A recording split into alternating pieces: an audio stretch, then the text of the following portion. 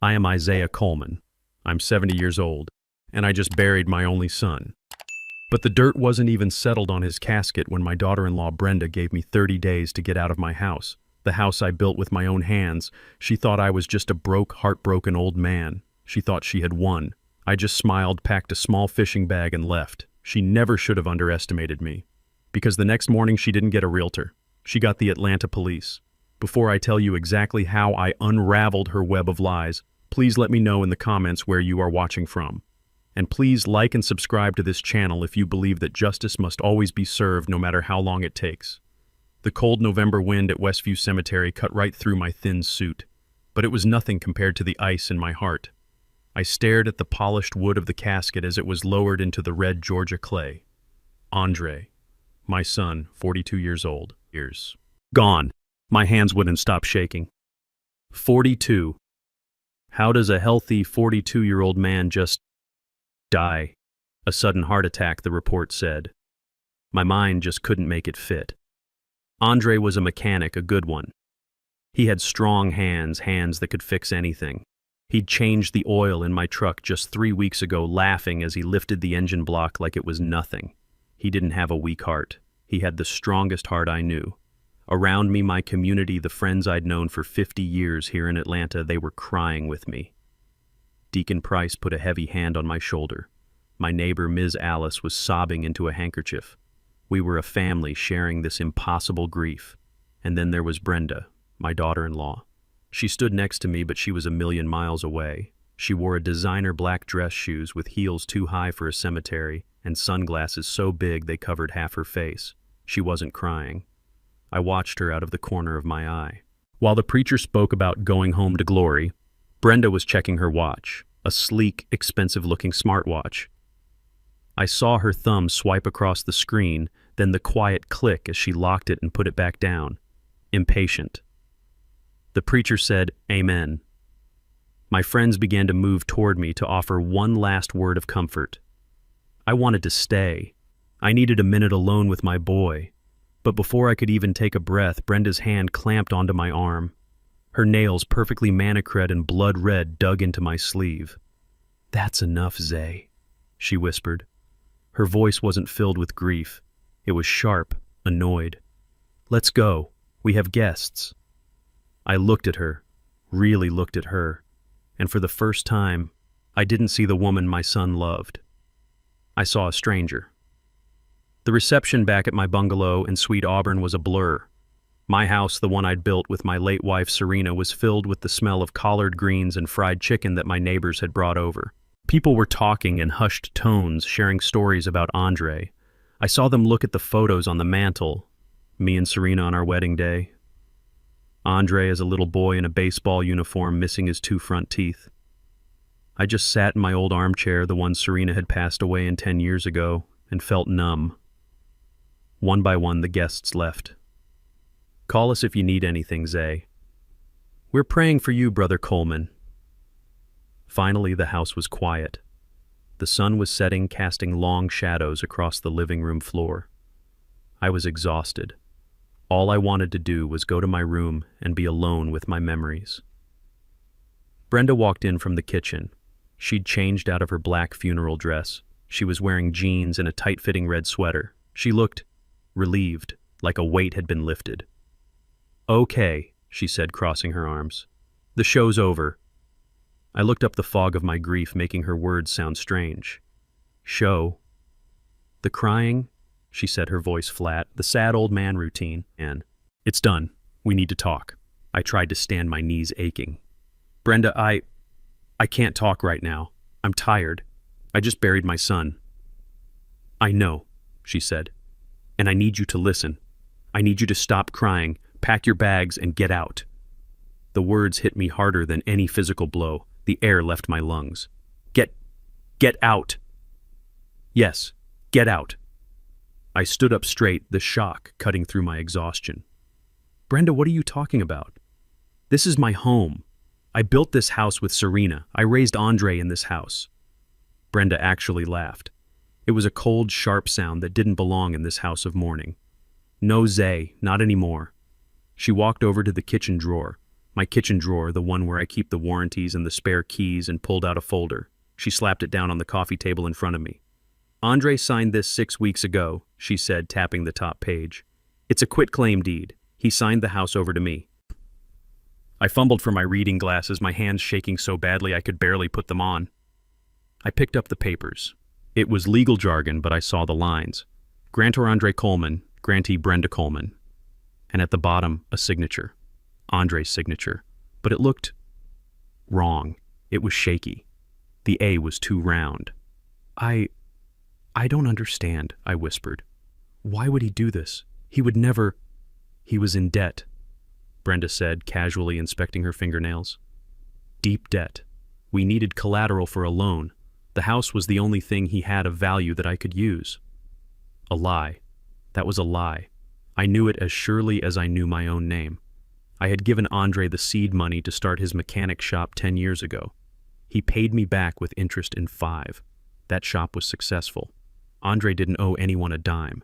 He was meticulous with his money, just like his mother. "He wasn't in debt," I said, my voice quiet. "Oh, please," she scoffed.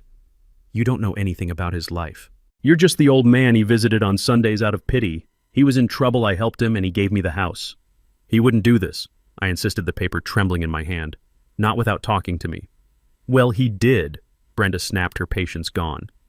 "And now he's dead, which makes me the sole owner. And I am selling this dump. I need the money. So you have 30 days. 30 days. 30 days, she repeated, leaning in, her voice dropping to a vicious hiss. "And if you're not out by then, I will call the Atlanta police and have you thrown out for trespassing. Do you understand me, old man?" I just stared at her. This woman who my son had loved. This woman who I had welcomed into my home, who had eaten at my table. She had waited until the very day I buried my son to throw me out of my own house. I looked at the fake signature on the paper. I thought about her checking her watch at the cemetery. I thought about Andre, healthy and strong, suddenly dying of a heart attack. I thought about the lie she just told me about the debt.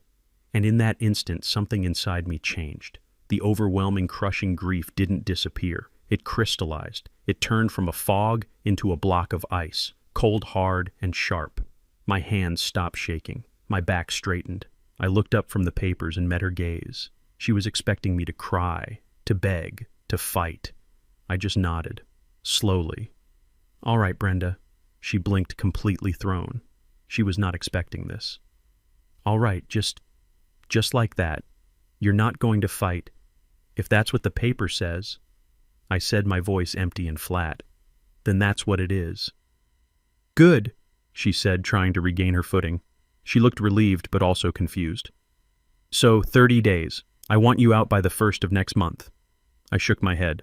"I don't need 30 days. I turned and walked past her toward my bedroom. She followed me, her brow furrowed. "What are you talking about?" I went to my closet. I pushed past my church suits and my work shirts.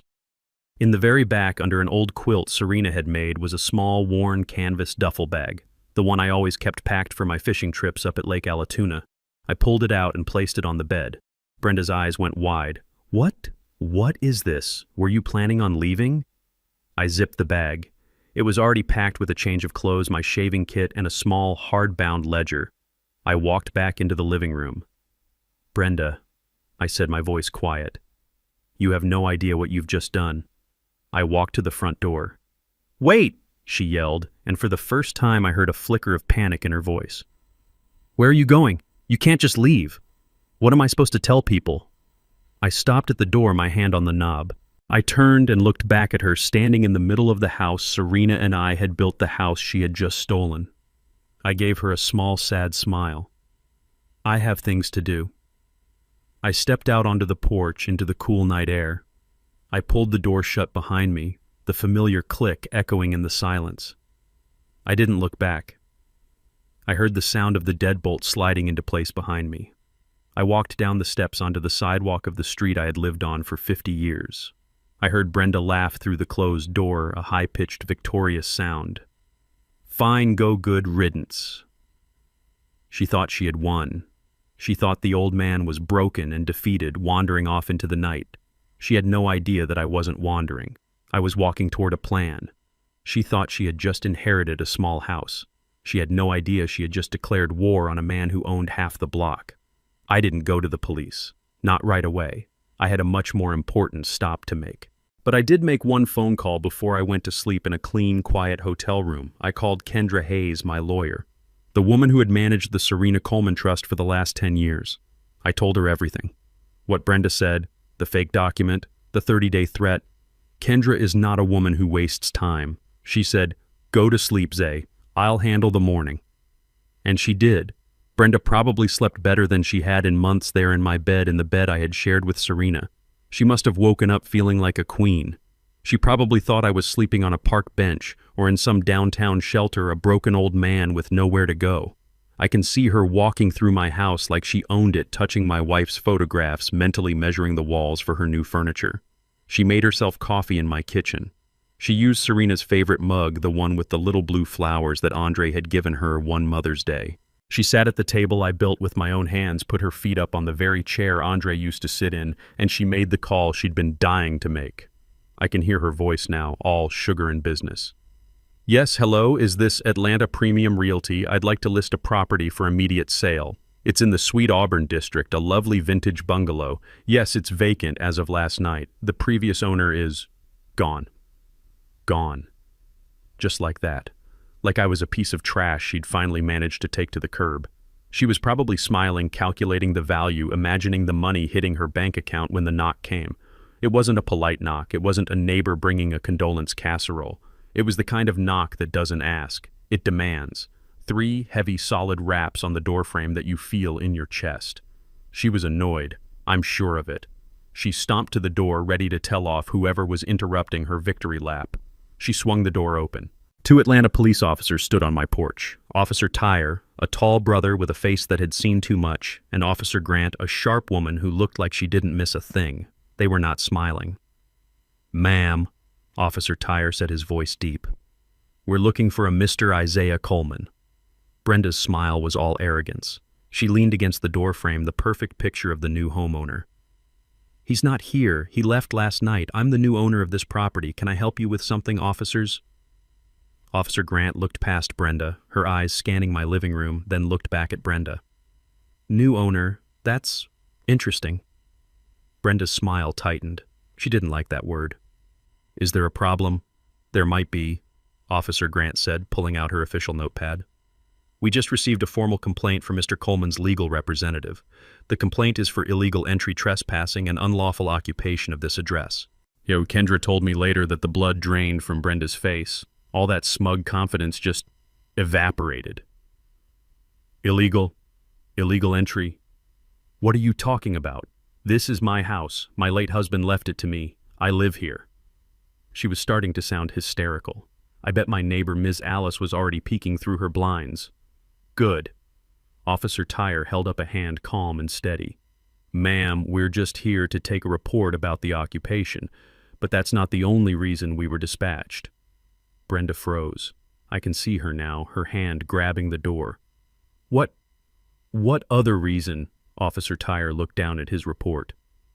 "We also received a formal request filed this morning citing new evidence to open an investigation into the suspicious circumstances surrounding the death of Mr. Andre Coleman." That was the moment. The kill shot. Brenda stumbled back, grabbing the doorframe to keep from falling. Her face, Kendra said the officers told her, went perfectly ghostly white. All the lies, all the arrogance, all the victory, it all shattered right there on my front porch. "Suspicious," she whispered, a word she could barely get out. It was a heart attack. The doctor said so." "That's what the initial report says, ma'am," Officer Grant said, her voice like steel. "But Mr. Coleman's attorney seems to believe otherwise. We'll need to ask you a few questions. And ma'am, you probably shouldn't try to sell this house. It's considered part of an active investigation now." Brenda didn't say anything else. She just stared at them, her mind racing, finally understanding. The old man hadn't just wandered off to die. The old man hadn't gone to a homeless shelter. The old man had called his lawyer. The old man had called the police.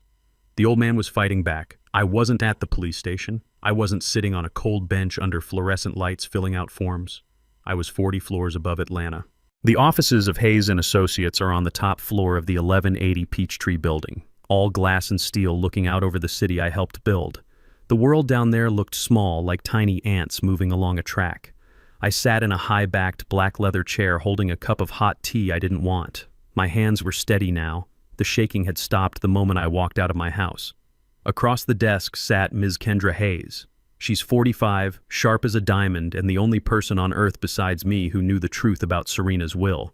She was wearing a dark gray suit that probably cost more than my truck. She's my lawyer, my financial manager, and the closest thing I have to a daughter. Her father and I used to run these streets together. She was on the phone, her voice cold and precise. Yes, Officer Tyre, that's correct. Unlawful occupation, and yes, a formal request to investigate suspicious circumstances surrounding the death of the beneficiary, Andre Coleman. I understand. Please keep me informed of your interaction with the occupant. Thank you. She hung up the phone and swiveled in her chair to face me. A small, tight smile played on her lips. It wasn't a smile of humor. It was a smile of satisfaction. Well, she said, it's done. The police are on your porch right now, as you requested, just a preliminary visit. No arrests, not yet. She leaned forward. Brenda won't be sleeping well tonight. I nodded, taking a slow sip of the tea. It was chamomile. Kendra knew I couldn't handle coffee when my mind was racing. She had a paper, I said, my voice quiet, almost a whisper. She said Andre signed the house over to her 6 weeks ago. I looked at her, the question hanging in the air, the one I was terrified to ask. Did he, Kendra? Did my boy really sign it? 4. Kendra didn't answer right away. She turned to her large computer monitor. She typed in a password and the screen lit up. I've been busy since you called me from the hotel last night, Zay, she said. She clicked a file. A document appeared on the screen. It was the quitclaim deed. Brenda's name was listed as the grantee. Andre sent me a scan of this last week, Kendra said. He was confused. He said Brenda had asked him to sign it something about a bank loan. He wanted to know what it meant. So he signed it, I said, my heart sinking. Hold on. Kendra clicked again. A second document appeared next to the first. It was a copy of Andre's signature from his business license. She clicked again. A third document, Andre's signature from his passport. I sent Andre's scan to our forensic document examiner at 4 this morning. He owed me a favor. He just sent the report back. I leaned forward. I didn't need to be an expert to see it. The signature on Brenda's deed was shaky. The loop on the A was too round. The C in Coleman was cramped like a child trying to stay inside the lines. Andre's real signature was bold, confident, sharp.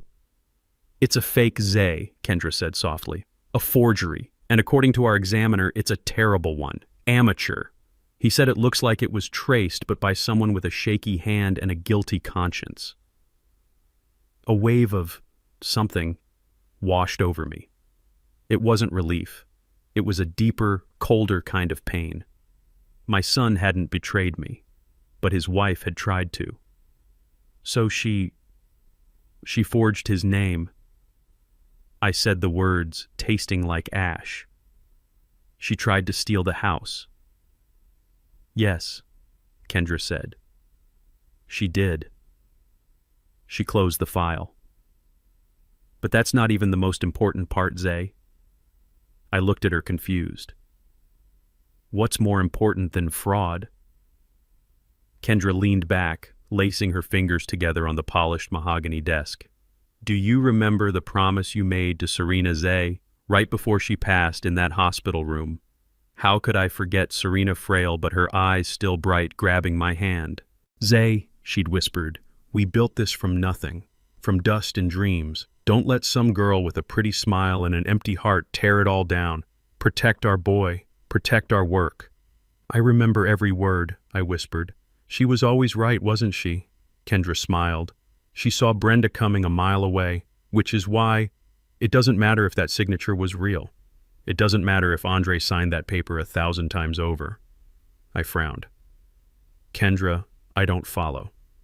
She reached into a drawer and pulled out a large, heavy, leather-bound document. She slid it across the desk. The gold-embossed letters on the cover read, The Serena Coleman Trust. We set this up the day after Serena's funeral, Zay. Remember, you were in a fog, but you signed the papers. We transferred every single asset, every deed, every stock portfolio, every brick of every building we ever bought. She tapped the cover. Including the bungalow on Sweet Auburn. The air in the room suddenly felt thin. I looked at Kendra and the pieces started to fall into place. The house. You, Isaiah Coleman, legally own nothing but the clothes on your back and the personal checking account I manage for you. You haven't owned that house in 10 years. The Serena Coleman Trust owns that house, and I am the executor. A slow, cold understanding settled over me. So even if Andre had signed it, it would be a worthless piece of paper. Kendra finished, a grim satisfaction in her voice. You cannot give away what you do not own. Andre knew about the trust, Zay. He sat in this very office with us when we explained it. He knew he was a beneficiary, not the owner. He knew everything was protected. So Brenda just tried to steal something that Andre couldn't even give her. She's not just cruel, Zay, she's ignorant. She was so focused on the one little 3-bedroom house she could see she never bothered to ask about the empire it was built on. I sat back, the weight of the revelation settling on me. The legal victory was absolute. Brenda was a fool. She had nothing. But the relief didn't come. Instead, a new, much darker question began to form in my mind. I looked out the window. The little ant cars were still moving. The city was still going to work. But my world had stopped. The gears were turning. The grief was clearing, and the sharp mind of the man who built that empire, the man Serena had married, was finally taking over. But Kendra, I said slowly, turning back to face her, that doesn't make any sense. What part? Andre, my son. He knew the paper was worthless. He knew about the trust. He was my heir.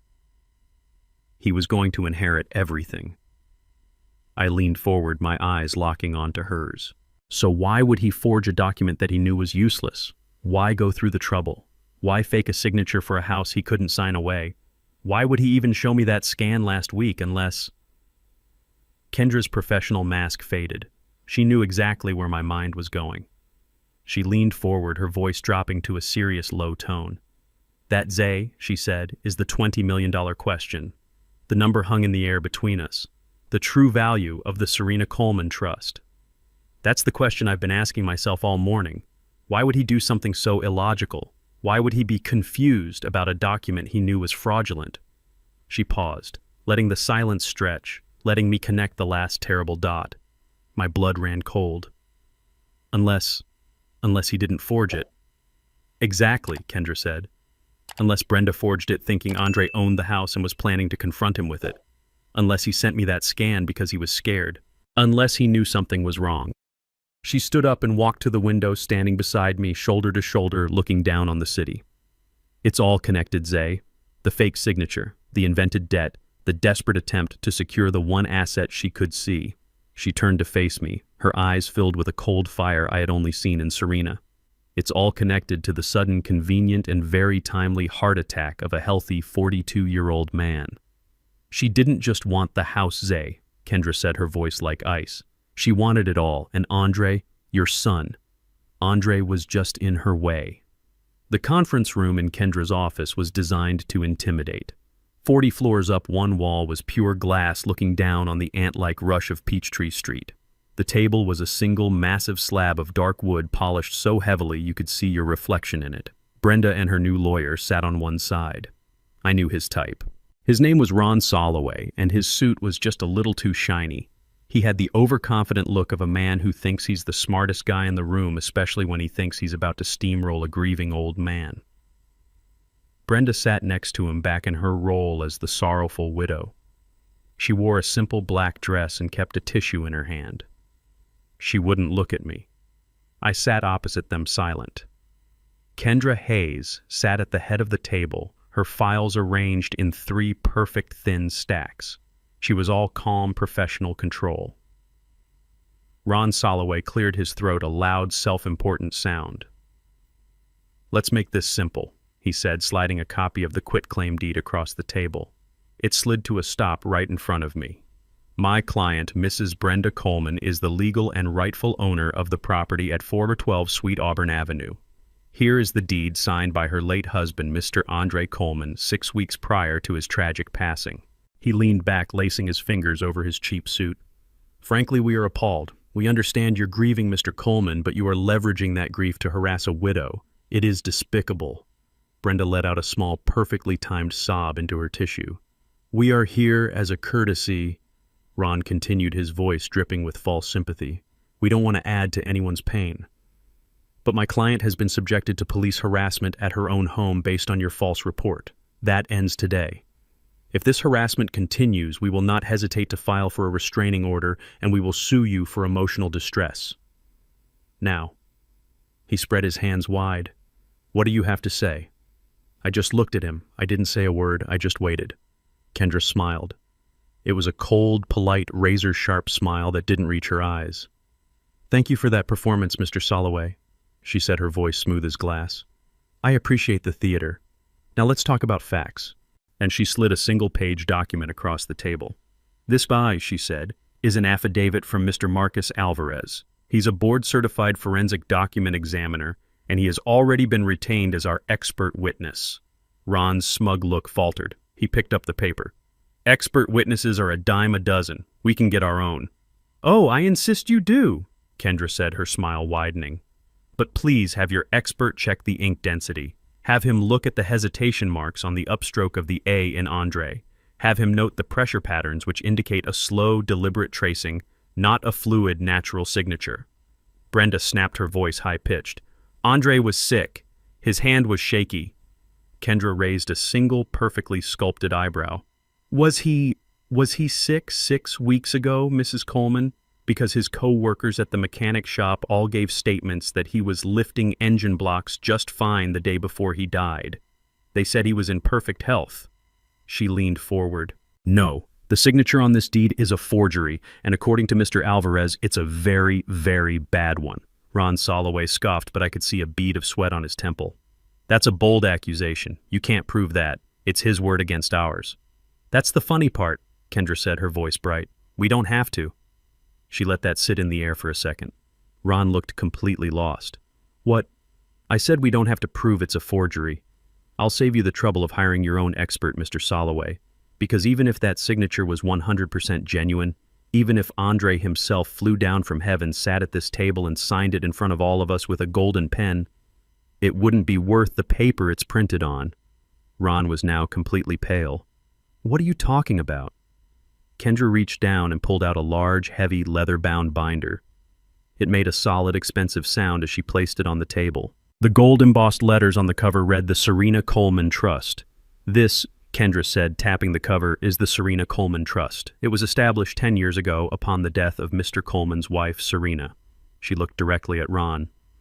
"Mr. Isaiah Coleman, my client, does not personally own that bungalow. He hasn't owned it for a decade. The Serena Coleman Trust owns that property, and as the executor of that trust, I can tell you unequivocally, it is not for sale." Ron's jaw dropped. He frantically shuffled through his own flimsy papers. That's not possible. We ran a title search. The property is listed under Isaiah and Serena Coleman." "A common mistake for a sloppy lawyer," Kendra said, all the kindness gone from her voice.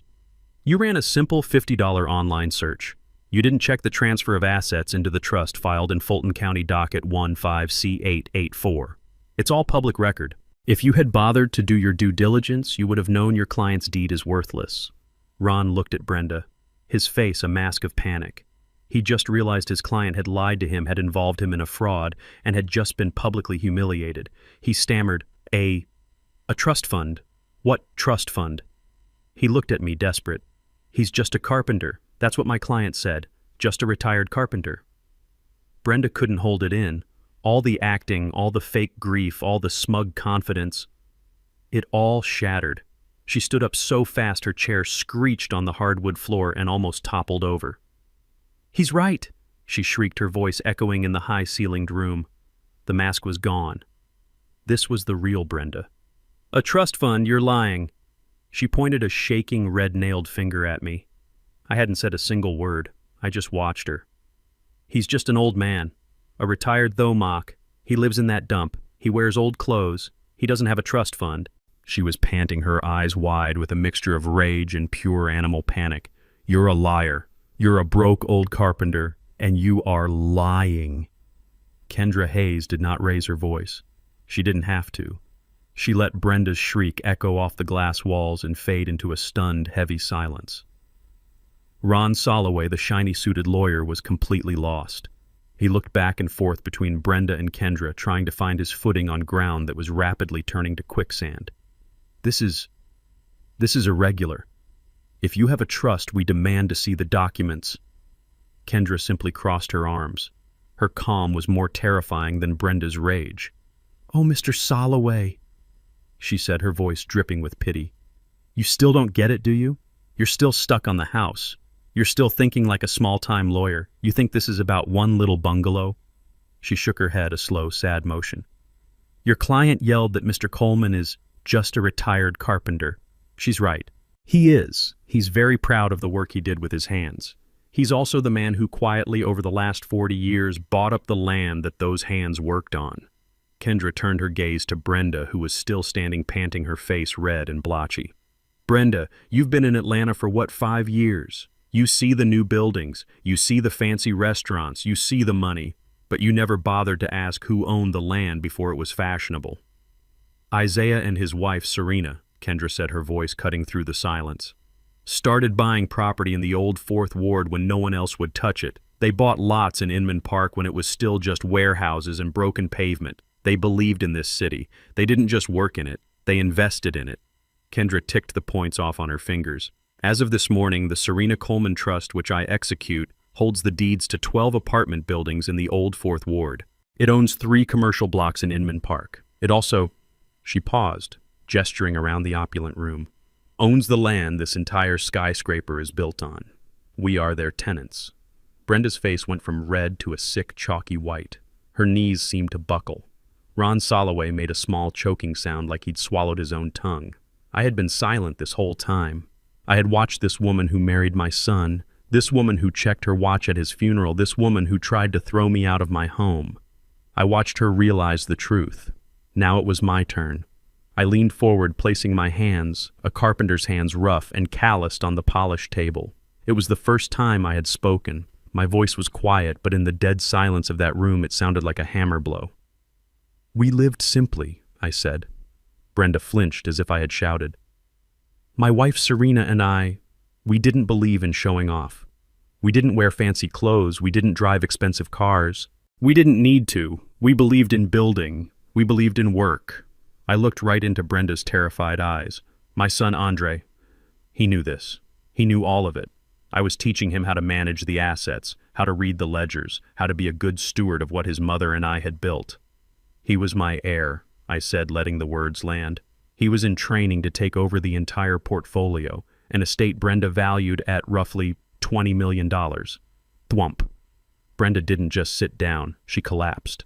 She fell back into her chair, her mouth wide open, a soundless "oh" of pure, unadulterated shock. All the air, all the fight, all the venom just vanished.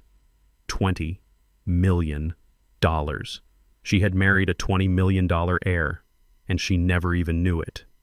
She had been so focused on stealing his car that she never realized he owned the whole dealership. She had tried to forge a deed for a $300,000 house, not knowing he was set to inherit an empire. The look on her face, it wasn't just shock. It was the agony of a lifetime of greed, realizing what it had missed. Ron Soloway was just staring at me, his cheap legal pad forgotten. He looked like he was going to be sick. "So you see," Kendra continued, her voice sharp again, picking up right where I left off.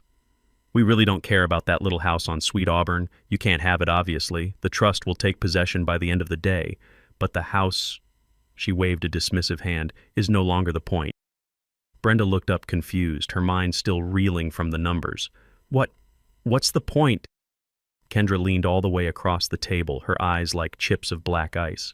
"The point," she said, "is that we are very, very interested in why you felt the need to forge your husband's signature.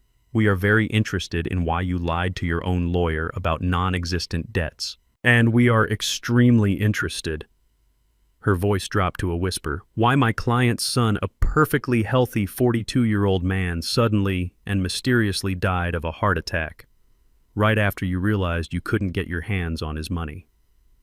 The panic that flashed across Brenda's face was no longer about money.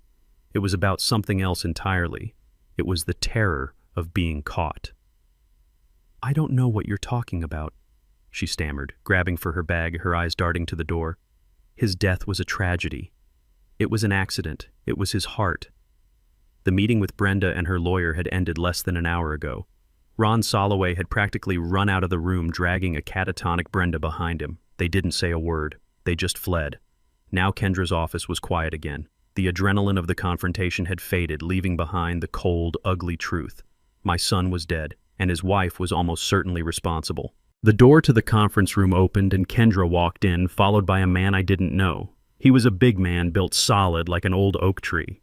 He wore a suit that looked like it had been slept in, but his eyes were sharp and intelligent. He looked like he'd spent a lot of time watching people and not missing a single detail.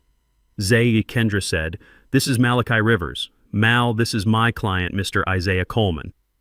Malachi, or Mal as he introduced himself, shook my hand. His grip was firm, his hand as rough as my own.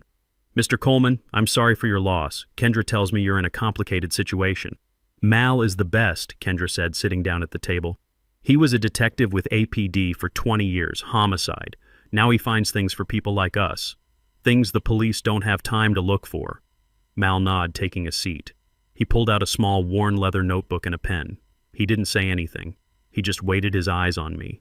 He was a professional listener. I took a deep breath. It felt strange talking about my family this way, like a betrayal, but Andre was gone. The time for protecting feelings was over. This was about justice.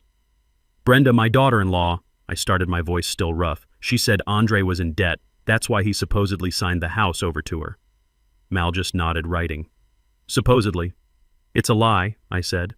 "My son Andre, he was a good boy. He was smart with his money. He built his own business from the ground up with a little help from me to start. But he wasn't reckless. He wasn't a gambler. He wasn't a fool." I paused, the next words hard to get out. "But he was blind when it came to her. He loved Brenda blindly. I told him. I warned him." I remembered a conversation last Christmas. Me and Andre in my workshop, the smell of sawdust in the air. "Son," I'd said, "that woman of yours, she spends money like it's water. And her eyes, they're hungry." Andre had just laughed. "Aw, Pop, you're just old-fashioned. Brenda's ambitious. She just likes nice things. There's no harm in that." No harm. I pushed the memory down.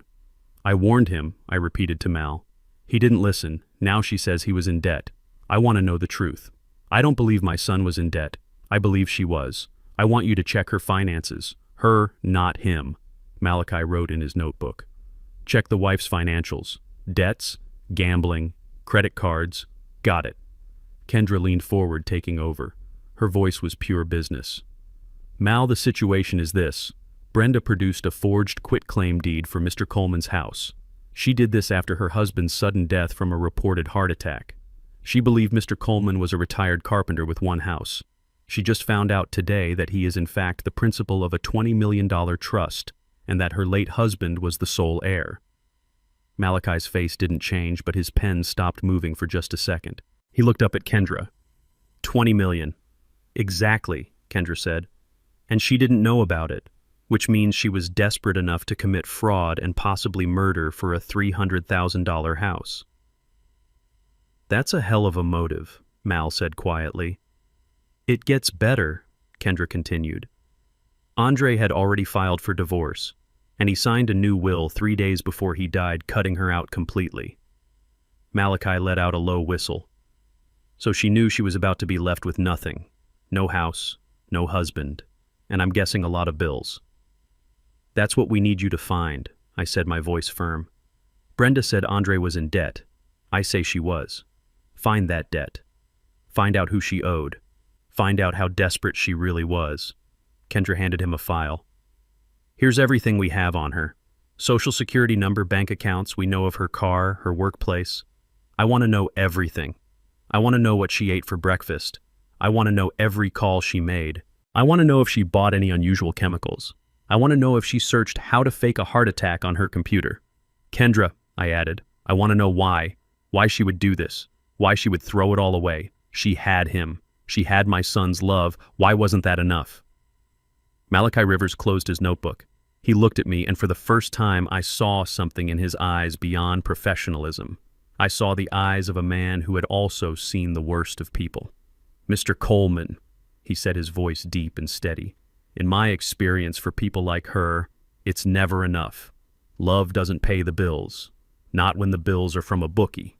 He stood up, tucking the file under his arm. I'll start with her financials. The gambling debts, the credit cards. Then I'll trace her movements for the last 2 weeks. Where she went, who she met. I'll pull the security footage from that gas station you mentioned, Kendra. I'll find her creditors. He looked at me.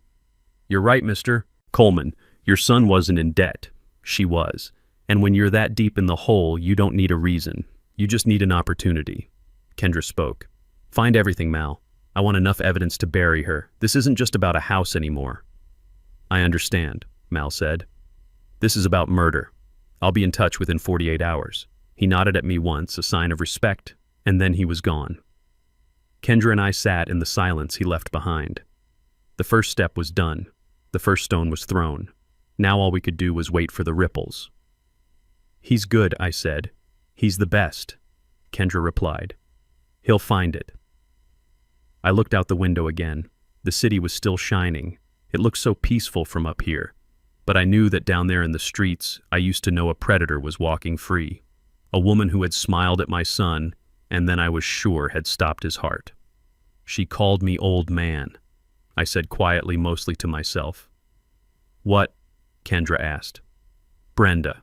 At the house after the funeral, she called me old man. She thought I was just a broke, sad old man. She thought I was weak. She thought I didn't know anything. She thought I was stupid. I turned away from the window and looked at my lawyer. A cold, hard anger was settling in my bones, giving me strength. She's about to find out how wrong she was. Kendra's office was quiet. 48 hours had passed since our meeting with Brenda. 48 hours of me pacing the floor of my hotel room, waiting.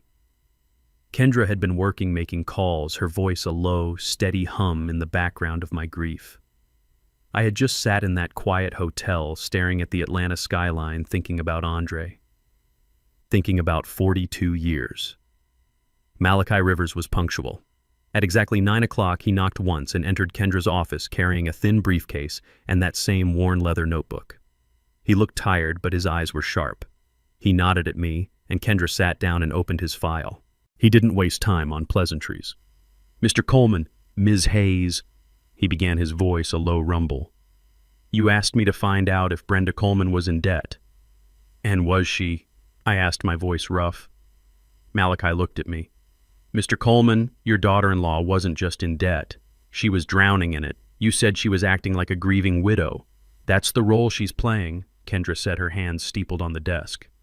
Well, Malachi said, her grief took her on a road trip. The day after the funeral, the day after she drove her car a car, Andre paid for 5 hours north.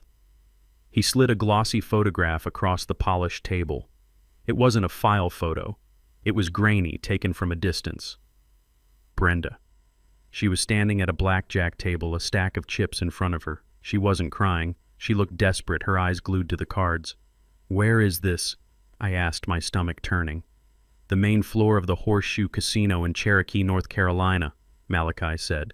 Taken 12 hours ago, she was there all night. And she wasn't just gambling, she was losing, badly.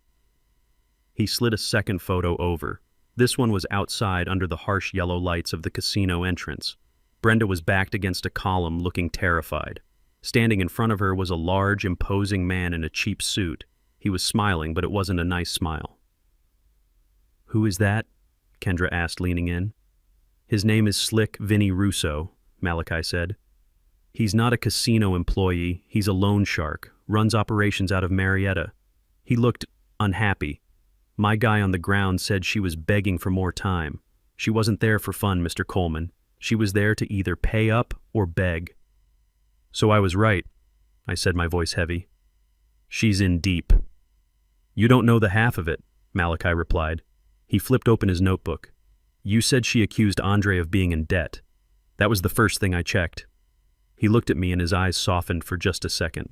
Your son, Mr. Coleman, he was clean, meticulous. His mechanic shop is fully in the black. His credit score was an 810. He had zero debt outside of his share of the property taxes, which were paid on time. He was a solid citizen. Just as we thought, Kendra said. But Brenda, Malachi continued, Brenda is a financial ghost, on paper. She has no official credit cards in her name, no car loans, no mortgage, nothing, which is strange for a 40-year-old woman in 2025. She always said Andre handled all the money, I murmured. He did, Malachi said. But not in the way you think. He was paying for her life, but he wasn't paying for her habits. I had to go deeper. I pulled records from offshore accounts, online sports betting sites based in Costa Rica, and that's where I found the real story. He turned a page in his notebook. Mrs. Coleman has 3 active high-interest lines of credit with offshore gambling sites. She's been kiting moving money between them to cover her losses, and she has been losing. A lot. For a long time. Kendra leaned forward, her voice like ice. How much, Mal? As of this morning, Malachi said, between the online sites and what my source says she owes Slick Vinny, she is $150,000 in the hole. $150,000. The room felt cold. Andre's entire life savings, the shop he built it, wouldn't even be enough to cover it. And Zay's trust, Kendra whispered, is worth $20 million. She was sitting on a gold mine and couldn't get a penny. It gets worse, Malachi said. She tried to touch it. I found 3 rejected loan applications from the last month. All attempts to get a home equity loan against your bungalow, Zay. All forged. All using Andre's name and social security number. The banks rejected them because the property isn't in his name. So she faked the deed, I said, the pieces clicking into place. She faked the deed thinking she could use the house as collateral to pay Vinny. She must have thought the trust was just some legal nonsense she could bypass. Exactly, Malachi said. She was desperate. She was out of time. She was trying to get any asset she could. But Andre found out. Kendra looked up. The argument. You found the security footage. I did, Malachi said. He pulled a small laptop from his briefcase and turned it around. From the BP station on Howell Mill Road, the night he died. The call to 911 was made from their apartment at 10:03 p.m. This footage is from 9:15 p.m. He pressed play. There it was. Andre's familiar blue Ford truck parked under the bright buzzing lights of the gas station. Andre was in the driver's seat. Brenda was in the passenger seat. There was no audio, but we didn't need any. The scene inside that truck was violent. Andre was yelling, his face dark with a rage I had never seen in my son, not once in his entire 42 years. He was shaking, his whole body rigid. Brenda was screaming back at him, her face twisted and ugly. My God, I whispered, my hand coming to my mouth. What's that in his hand? Kendra asked, pointing at the screen. Watch, Malachi said. Andre roared something we couldn't hear. He took a thick stack of papers and threw them, hurled them right into Brenda's face. The white pages exploded in the cab, scattering across the dashboard and her lap like confetti. Brenda recoiled as if she'd been slapped. Then she started screaming back, pure fury, trying to gather the papers, her hands grabbing at them. Andre just pointed a finger in her face, his arms straight and shaking, yelling. Then he slammed both hands on the steering wheel so hard the whole truck rocked. He was telling her it was over. I knew my son. That was the end. Malachi paused the video. He drove off 2 minutes later. Less than an hour after that, Brenda called 911 to report her husband was unconscious and not breathing from a heart attack. I stared at the frozen image of my son's angry, betrayed face. The papers. What were those papers, Mal? Was it the forgery, the gambling debts? That's what I assumed, Malachi said. But the deed was just one document. The bank statements, maybe. But this was thick, at least 20-30 pages. It looked official. I was stuck. I spent all yesterday trying to figure out what those papers were. I couldn't find anything. But you found something, I said. It wasn't a question. I did, Malachi replied. I started thinking. If Andre found out about the forgery and the $150,000 debt, what's the first thing a smart man does? He doesn't just yell at a gas station. He protects himself. Kendra's head snapped up. He calls his lawyer. Exactly, Malachi said. But he didn't call you Ms. Hayes. You managed the trust. This was marital. This was personal. A divorce attorney, Kendra whispered. Bingo, Malachi said. I ran a check on Andre's private cell phone records for the last 2 weeks. He made 3 calls to a number I didn't recognize. A private law office in Buckhead. A high-priced family law specialist named Maria Flores. Very discreet. Very expensive. A divorce lawyer, I said the word, feeling strange on my tongue. Andre, he was finally leaving her. A terrible aching sadness mixed with a sharp relief. He was getting out. It looks that way, Mr. Coleman, Malachi said. I went to that office this morning. I showed Ms. Flores my credentials, explained the circumstances. She was hesitant, citing attorney-client privilege. But when I mentioned the words suspicious death and $20 million trust, she became much more cooperative. Malachi reached into his briefcase and pulled out one last file. It was a thin, legal-sized envelope. He slid it across the table. "What is this?" Kendra asked, her hand resting on it. "Those," Malachi said, "are the papers Andre threw in her face." My hand trembled. Kendra opened the flap and pulled out the contents. "My God, Zay," she whispered. She laid them on the table. The first one was a petition for divorce, filed 2 days before he died. The second one was a new will. The lawyer said Andre was incredibly proud of it. Malachi said, his voice quiet. He signed it, had it witnessed and notarized just 3 days before he died. He was protecting his assets. He was protecting you, Mr. Coleman. I reached out and touched the paper. It was Andre's new will. It was simple. It was 1 page. It revoked all previous wills, and it stated in clear, bold type that 100% of his personal estate, his business, his truck, his savings, everything outside of the Serena Coleman Trust was to be left to his father. Isaiah Zay Coleman. Brenda's name was nowhere on it. I looked at Kendra and she looked at me. The final terrible piece of the puzzle clicked into place. Brenda didn't just know she was in debt. She knew she was being cut off. She knew she was being divorced. She knew she was being disinherited. She wasn't just losing a house. She was losing everything. And on that night at that gas station, Andre had handed her the proof. He had handed her, I realized with a sickening lurch, her own motive for murder. Malachi sat across from me in Kendra's glass-walled conference room. The file in his hand was thin, but it felt as heavy as a tombstone. $150,000. Malachi said, his voice a low rumble that seemed to shake the polished table. That's my conservative estimate. It's probably more. I just nodded. The number didn't shock me. It just fit like the last piece of a puzzle I never wanted to solve. Slick Vinny Russo doesn't like to be kept waiting, Malachi continued. He'd given her until the end of the month. That was 5 days from the day Andre died. She was out of time and out of options. Kendra, who had been standing by the window looking down at the city, turned around. Her face was grim. "Which brings us to these," she said, walking back to the table. She was holding a manila envelope. It was not from her files. It was from the outside. Maria Flores, the divorce attorney Malachi found, gave these to me this morning. She said Andre was agitated when he came to her. He was angry, but he was also terrified. He told her he thought Brenda was capable of anything. My hands clenched on the table. He was right, Kendra said softly. Ms. Flores said that after Andre signed the documents, he asked her to hold the originals. He said he was going to give Brenda copies. He wanted to do it in person. He said she needs to see that it's real. She needs to know it's over. Kadindra looked at me. These, she said, tapping the envelope, are the originals. These are the papers Andre threw in his wife's face less than an hour before she called 911. My breath caught in my throat. I watched as Kendra's slim, steady hands opened the flap and slid 2 documents out. She pushed the first one toward me. I didn't need my reading glasses to see the large, bold letters at the top. Petition for dissolution of marriage. I traced the names with my finger. Andre Coleman, petitioner.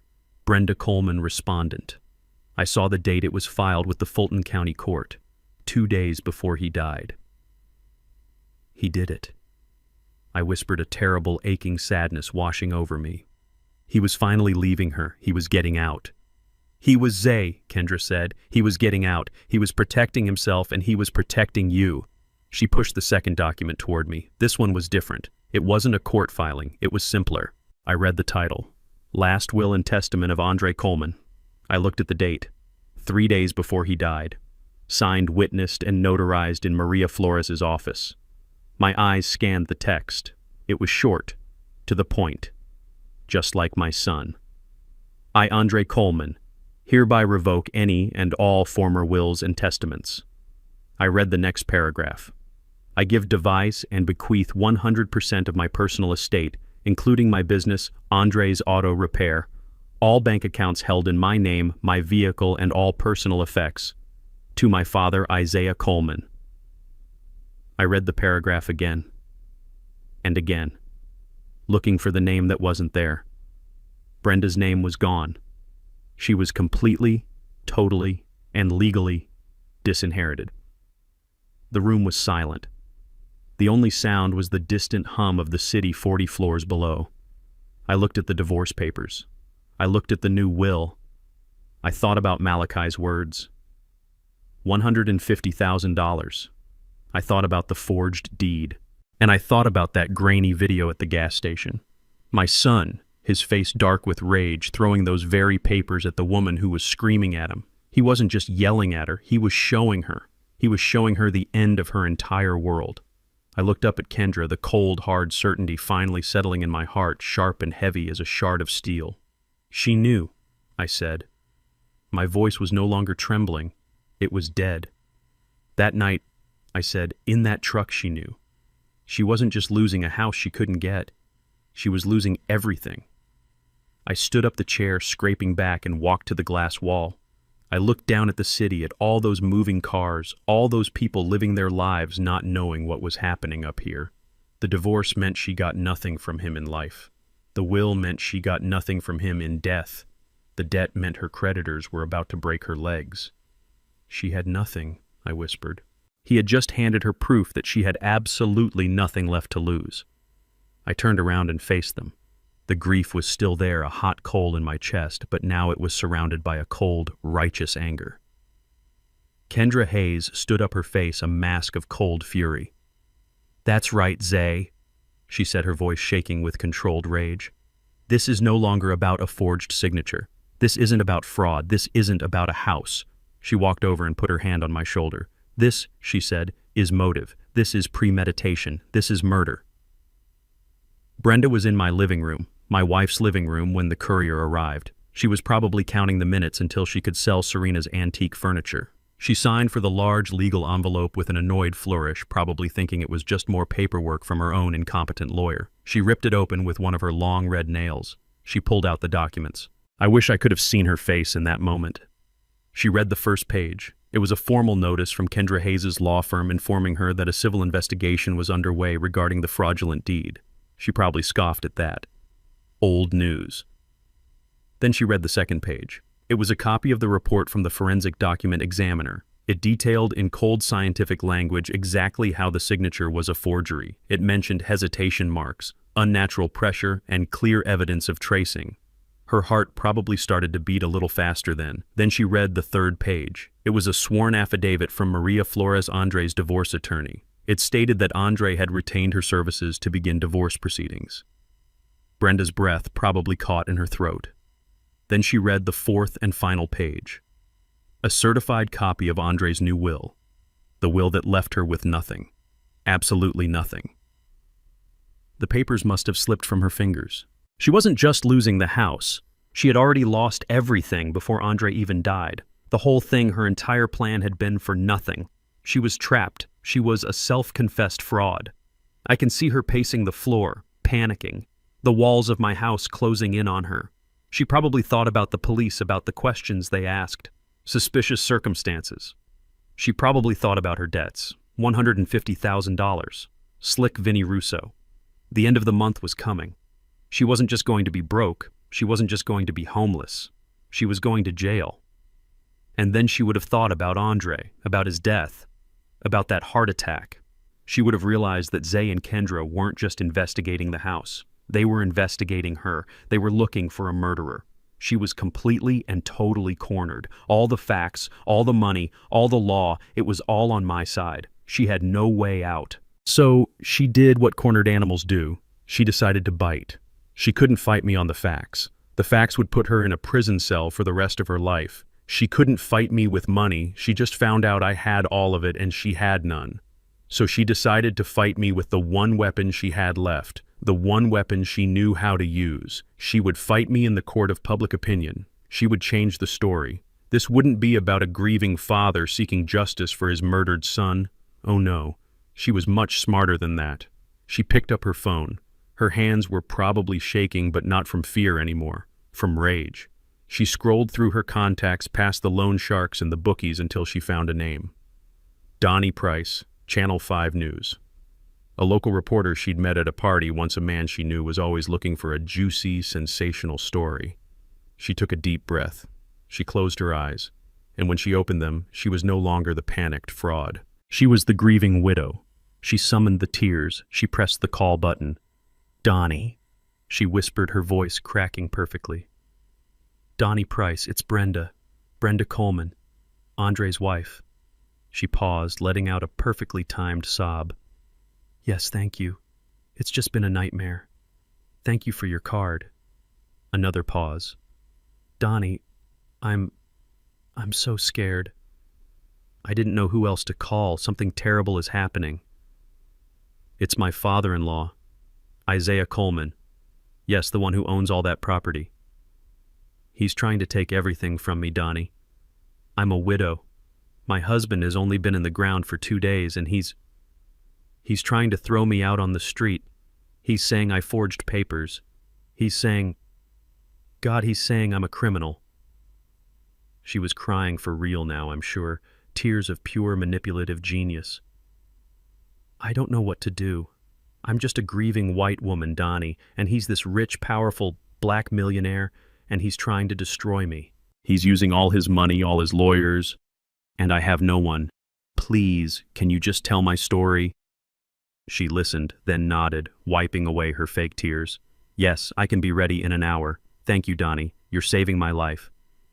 She hung up the phone. The tears stopped instantly. Her face, I imagine, set into a mask of cold, hard calculation. She couldn't win in a court of law, so she was going to put me on trial on the 6 o'clock news. Let's see how Atlanta likes that story, old man, she probably whispered to the empty, silent house. Let's see them turn against the poor, grieving widow. I was in my hotel room when Kendra called me. She didn't say hello. She just said, "Turn on Channel 5, now." I fumbled for the remote, my hands shaking. The hotel television flickered on. The 6 o'clock news. There was my house, my porch. The porch Serena and I had spent thousands of nights on, watching the world go by. And there was Brenda. She looked small, fragile. She was wearing a simple white blouse, no makeup. Her hair was pulled back. She looked like a victim. She was dabbing her eyes with a crumpled tissue as she spoke to the reporter Donnie Price. His face was a mask of professional concern. I just don't know where else to turn, Brenda whispered, her voice cracking perfectly. My husband Andre, he's only been gone for a few days. She broke down a sob, catching in her throat. The camera zoomed in on a single tear rolling down her cheek. The reporter put a hand on her shoulder. Mrs. Coleman, you made some very serious claims. Can you tell us what is happening? Brenda took a shaky breath. It's my father-in-law, Isaiah Coleman. She said my name like it was a curse. He's trying to throw me out of my home. The reporter looked shocked. He's evicting you just days after you buried his son. Yes, she cried, the tears coming faster. He's a very wealthy man, a real estate millionaire. He owns half of Atlanta, and I'm just a widow with nothing. And he wants to take the one thing my husband Andre left me, this house. I couldn't breathe. I was just staring at the screen. She was brilliant. She was a monster, but she was brilliant. He never liked me, she continued, looking right into the camera, into the eyes of every person in Atlanta watching. He never thought I was good enough for Andre. He never accepted our marriage. She paused, as if gathering the courage to say the next part. Maybe it's because I'm not from his world. I'm just a simple white woman from Marietta. I don't have his power. I don't have his money. There it was. She did it. She actually did it. And now that Andre is gone, she sobbed, there's no one left to protect me. He's punishing me for loving his son. What am I supposed to do? What can a lonely, grieving white widow do against a powerful, wealthy man like that? He has teams of lawyers. I have nothing. Just my husband's memory. And he's trying to steal that too.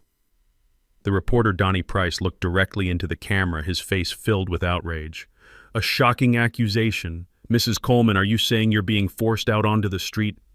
"He gave me 30 days, she whispered as if the words were too painful to say. 30 days. Right after the funeral. He told me to get out. He wants me gone. Please, somebody help me." The screen cut back to the news anchor in the studio, her face a mask of disbelief and sympathy. "A truly heartbreaking story. We've reached out to Mr. Isaiah Coleman's representatives for a comment but have not yet heard back." Kendra's phone buzzed in my hand. I had thrown mine against the wall. Her office line, her cell phone, my hotel phone. They were all ringing. A storm had just broken over my head. Kendra clicked off the television with the remote. The silence in her office was deafening. She looked at her buzzing cell phone on the desk. The screen was lit up. It was a local news blog. The headline read, "Grieving Widow versus Atlanta Millionaire." She looked at another one. "Sweet Auburn land baron tries to evict white daughter-in-law." "She did it," I said. My voice was dangerously quiet. "She's standing on my porch in front of my house, a house Serena and I built with our bare hands. And she's telling the world I'm the monster." I stood up and walked to the window, looking down at the city. My city. After what she did, after killing him, she dares to use her skin color against mine as a weapon. I turned from the window, my hands clenched so tight my knuckles were white. She's telling them I'm the powerful black millionaire oppressing the poor little white woman in Atlanta, Georgia. She knows exactly what she's doing. "Yes, she does," Kendra said, her voice calm. "Get on the phone," I ordered. "Call the station. Call every station. We'll tell them the truth. We'll show them the will, the divorce papers, the $150,000 gambling debt. We'll destroy her." Kendra held up a single steady hand. "No." The word stopped me cold. "No. What do you mean, no? She is slandering my name. She is destroying my reputation. She is painting me as a racist monster." "Zay, listen to me," Kendra said, her voice cutting through my rage. "This is exactly what she wants. She's cornered. She has no facts. She has no case. She can't win in a court of law, so she's trying to win in the court of public opinion. She wants a media fight," Kendra continued. "She knows if we jump into this mud pit with her, we just get dirty. We will look like we're attacking the poor grieving widow she's pretending to be. We would be proving her point. So we just let her," I roared. "We let her do this. We let her talk," Kendra said, a cold, hard smile forming on her face. "We let her go on every show that will have her. We let her cry her fake tears all over Atlanta. We let her lie and lie and lie again." "Why?" I demanded. "Because she's not just lying, Zay. She's committing perjury before she even gets to the stand. Every single word she says on television is another lie we can disprove with facts. She is building our case for us. She is hanging herself with her own tongue." She picked up her phone. Malachi is still working. He's not looking for gambling debts anymore. He's talking to the coroner's office.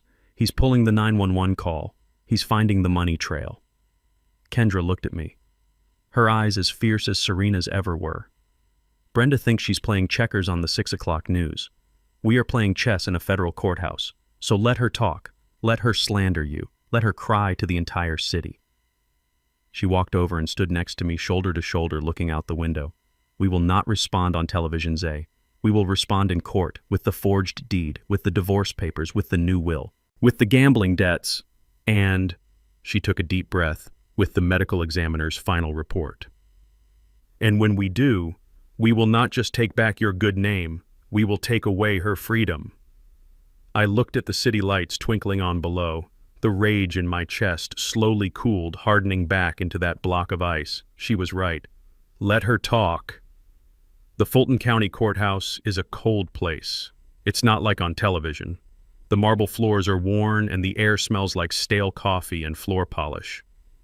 I sat on a hard wooden bench next to Kendra wearing my Sunday suit, the one I buried Serena in, the one I buried Andre in. Across the room sat Brenda. She was back in her widow's costume, a simple black dress, a delicate veil covering her face. She held a tissue.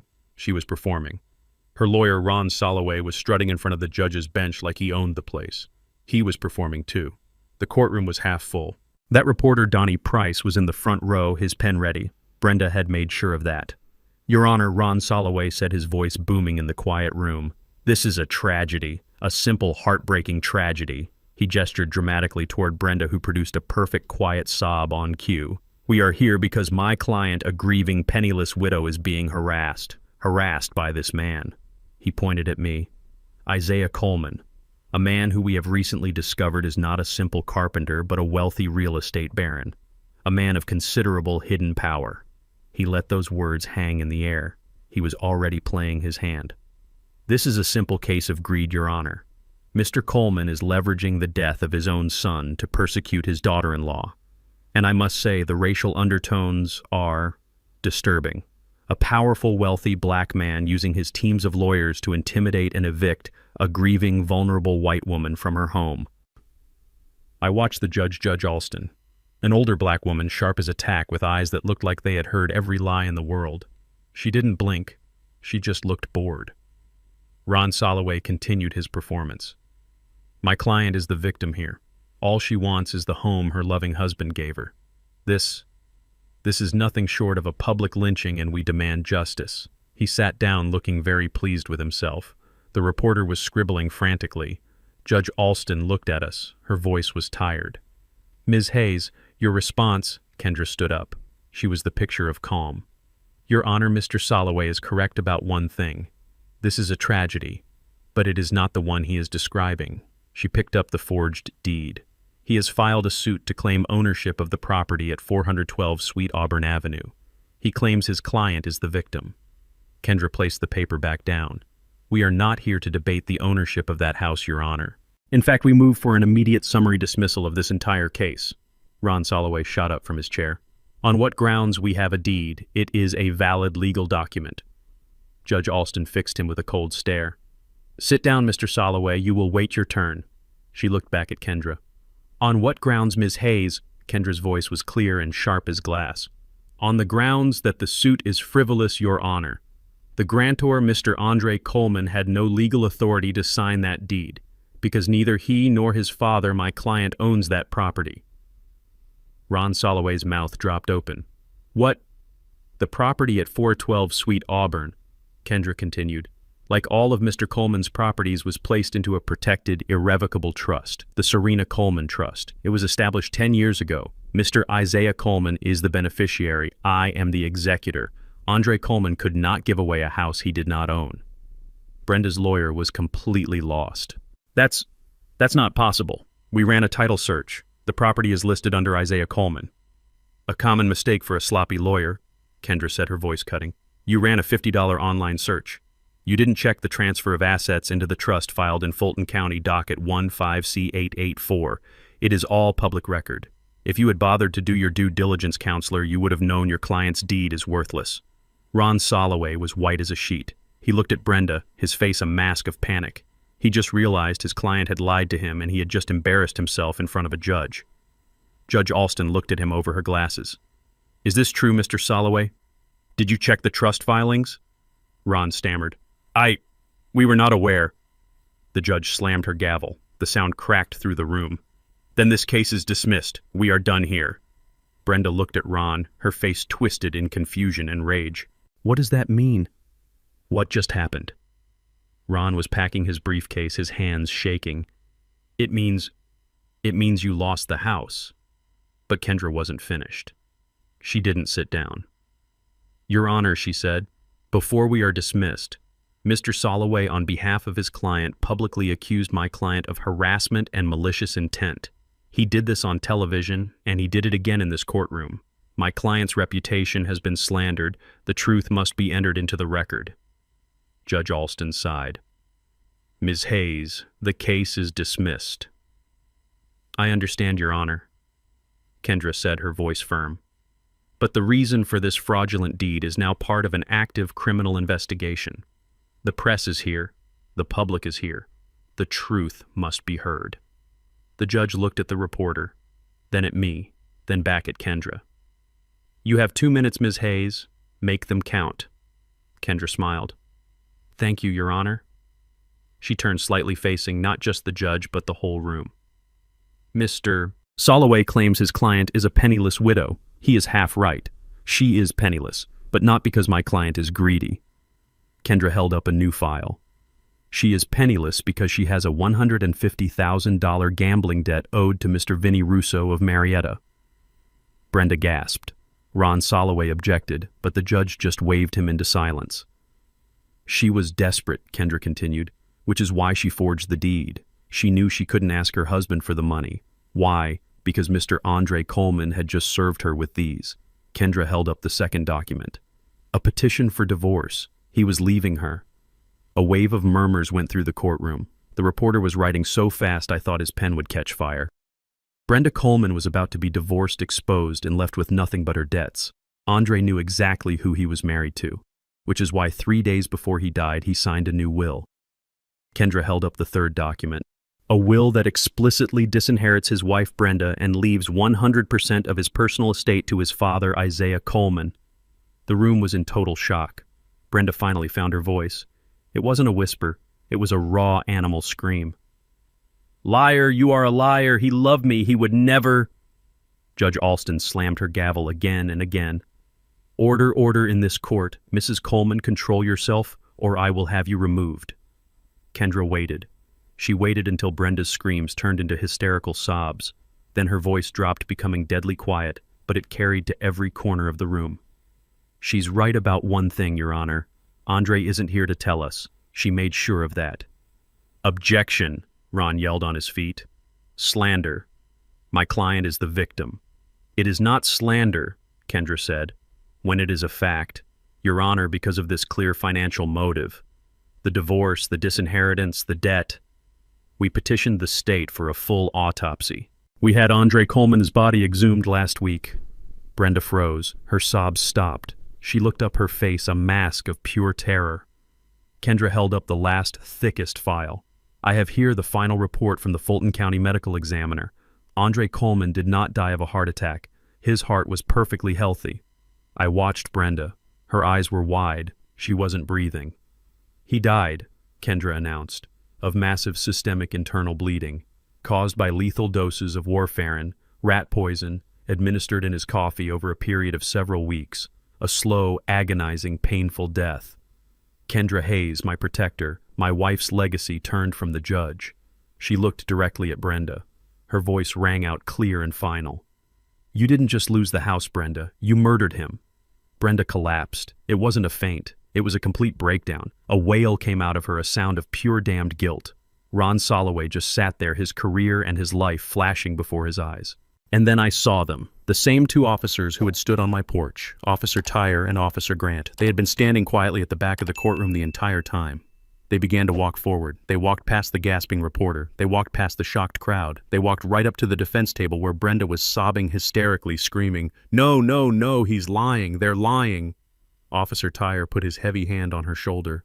"Brenda Coleman, you are under arrest for the first-degree murder of Andre Coleman." The reporter's camera flashed a blinding white light. Brenda screamed as they pulled her to her feet, twisted her arms behind her back, and snapped the handcuffs on.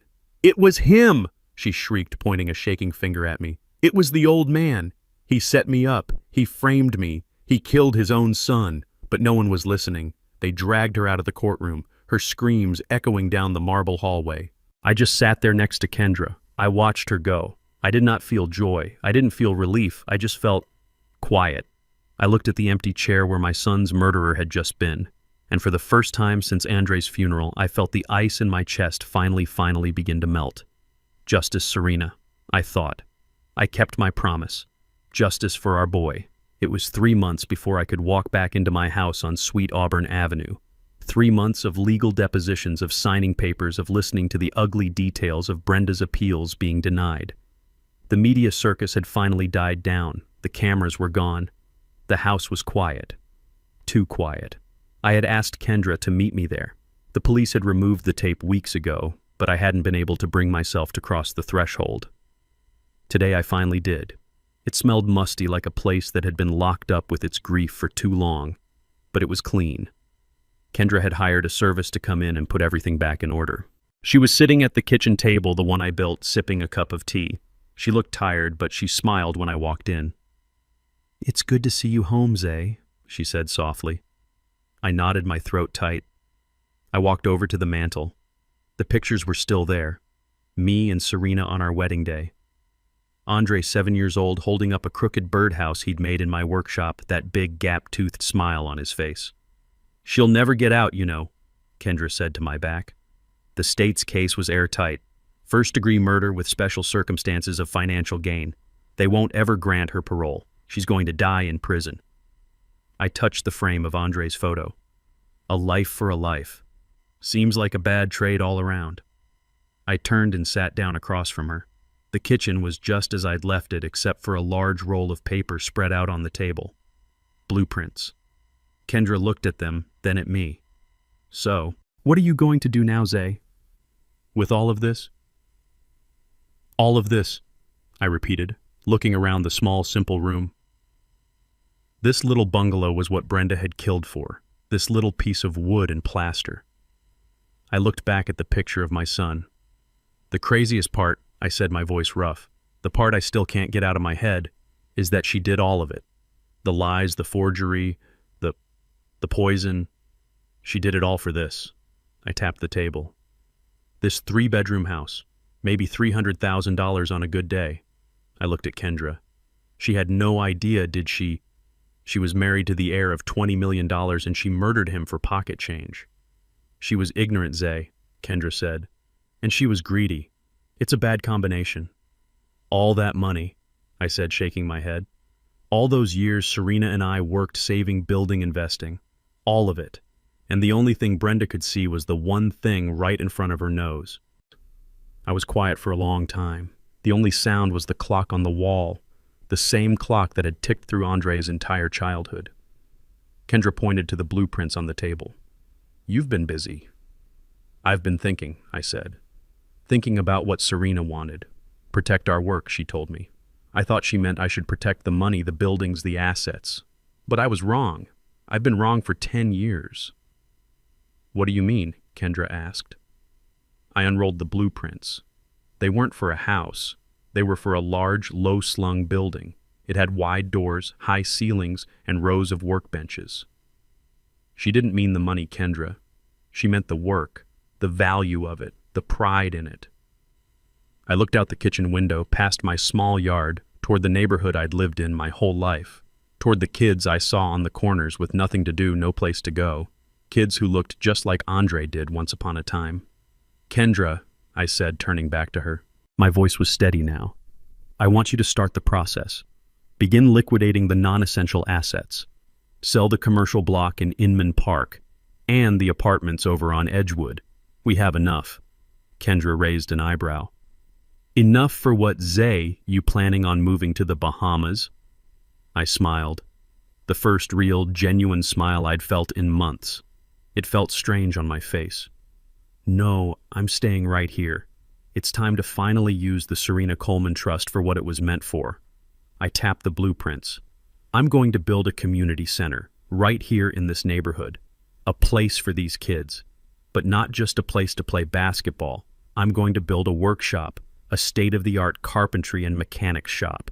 Free for any kid in Atlanta who wants to learn how to build something with their hands instead of just taking what isn't theirs." Kendra looked at the plans, then back at me, and I saw her professional mask melt away. I saw the kid who used to run around these streets with my son. She was smiling. "We'll teach them how to read a plan," I said, my voice growing stronger, a new purpose settling into my bones. "How to measure twice and cut once. How to respect the tools. How to feel that pride when you've made something real." "What are you going to call it?" she asked. I looked back at the mantel. At my boy, with his gap-toothed smile holding that crooked birdhouse. "We're going to call it Andre's Workshop." I looked back at Kendra. "Serena and I spent 40 years building our assets. It's time to stop building assets, Kendra. It's time to start building a future." If there is one thing I have learned from this nightmare, it is this: never underestimate the person who is quiet. The world is full of people like Brenda, who measure your worth by the shine on your shoes or the car you drive. They are loud, arrogant, and blind. But true strength, true wealth is built in silence. It is built on character, patience, and loyalty. Greed always overplays its hand and destroys itself. The truth, however, just waits patiently in the shadows, ready for its moment to be told. Thank you for listening to my story. Now I have to ask you, what would you have done if you were in my shoes? Would you have seen the warning signs in Brenda? Have you ever felt underestimated by someone who only saw the surface and missed who you truly were? Let me know your own story and where you are watching from in the comments below. Your stories give me strength. Please don't forget to like this video and subscribe to our channel so I can continue to share my journey with you. 이거 딸기주 담가서 이거는 진짜 한 모금만 하고 싶어. 야관분주는 안 먹고 싶어. 미안해 천사 오빠, 내 야관분주 안 먹고 싶어. 딸기주만 우리 한 잔 먹어보자. 기대된다. 딸기 맛있을 것 같아. 일단 설탕을 겁나 넣을 겁니다. 설탕도 우와, 이거 이만큼 사왔거든요. 지금 마셔봐야 술맛만 나지. 그런가? 하긴 그러겠네. 그냥 딸기가 먹고 싶은 건 아니지. 아니 딸기를 내가 너무 맛있는 걸 샀어. 당뇨 걸리는 건 아닌지. 안돼 천사 오빠, 아프면 안돼. 난 그냥 딸기 사 먹어야지. 아니야 제리 오빠, 오빠도 딸기 담금주 한번 해봐요. 딸기 담금주 한번 만들어 먹어봐. 딸기주 2잔.